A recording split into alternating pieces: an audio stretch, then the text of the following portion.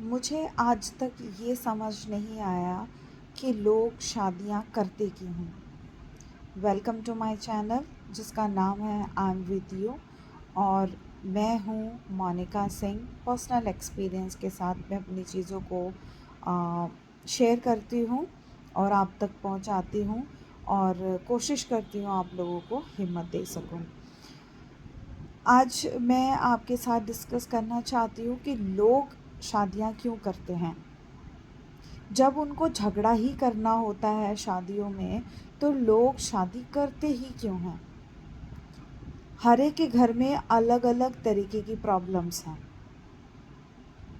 किसी की सास काम कर देती है फिर इंसल्ट कर देती है, किसी की सास काम नहीं करती है लेकिन फिर भी कुछ और मुद्दे होते हैं उनके। चलो घर में सब चीज़ें होते हैं, वो एक अलग इशू है। जब एक पति दोनों चीज़ों को हैंडल नहीं कर सकता एक आदमी, तो वो शादी करता ही क्यों है। मेरा सवाल ये है कि जब वो मेंटली स्टेबल ही नहीं होते, एक इंसान को अपने घर में एक सदस्य की तरह एक्सेप्ट करने के लिए मेंटली प्रिपेयर नहीं होते, फिर वो मैरिज करते ही क्यों हैं। मेरा ये दावा है 100% में से कम 80% ऐसी होगी, ये 20% मैं आपके लिए छोड़ देती हूँ। 80% ऐसी वुमेन्स होंगी जो वाकई में आपको अपना समझती है, लेकिन अपने इज्जत और अपने हक के लिए आप ही के घर में स्ट्रगल कर रही होती है। क्यों क्यों करना पड़ता है उसको स्ट्रगल।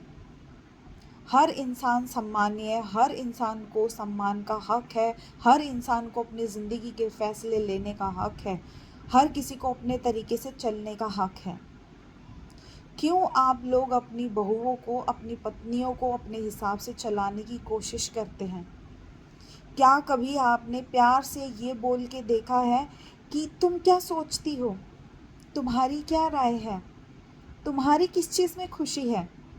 हम तो ये मानते हैं तुम्हारी किस में खुशी है, जिस चीज़ में तुम्हारी खुशी है हम तुम्हारे साथ हैं। ये क्यों नहीं कहते लोग। जिस दिन ये कहना शुरू कर दोगे ना, उस दिन ये सब डिफरेंसेस ख़त्म हो जाएंगे कि पत्नी घर आके तोड़ दिया, दूसरा इंसान आता है घर आके तोड़। कैसे तोड़ देता है वो आपका घर आके। आपके घर में माँ बहन भाई और भी लोग और पति सब होते हैं। एक अकेली लड़की आके बिना अपने माँ बाप भाई बहन के आपके बीच में रह रही है और वो आपका घर तोड़ रही है। आप इतने कमज़ोर हैं कि वो उसको तोड़ने देते हैं और वो तोड़ देती है। नो। जिस तरीके से आप अपनी माँ को सम्मान देते हैं और जिस तरीके से माँ बाप अपने बेटे को सम्मान देते हैं और उसके डिसीज़न की रिस्पेक्ट करते हैं, उसी तरीके से आप उसको खुले हाथों से अपनाएं, तभी उस घर को चला सकते हैं।